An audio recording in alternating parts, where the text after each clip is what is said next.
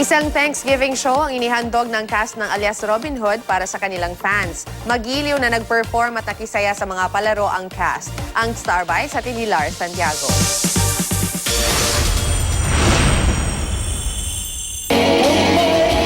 Kumanta si Kapuso primetime king Ding Dong Dantes. Pati na si Megan Yang.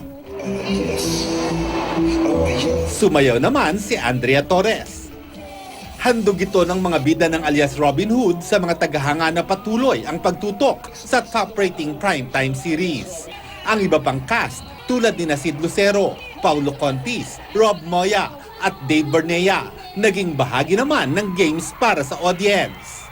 Perfect opportunity ngayon na magpasalamat. It's been 6 months magmula nung nag-launch kami. Hindi kami nakapag-thank you nung Pasko kaya magandang pagkakataon ngayon na kumpleto kami. Sobrang thankful namin sa alias Robin Hood na nagustuhan ng mga viewers ang konsepto ng show, storyline, ang characters. Ba't ano akala nyo?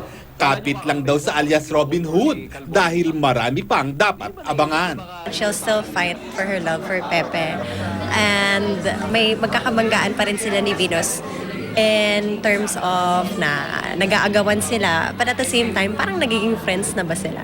Ang daming revelations, ang daming mga nangyayari sa bawat isa. So talagang mainit na yung gaganapan. Gugulat kami sa script, sa mga nangyayari. So, abangan nila yon. Marami pang action scenes, maraming mga nakakakilig, maraming din nakakalito. Lars Santiago, GMA News.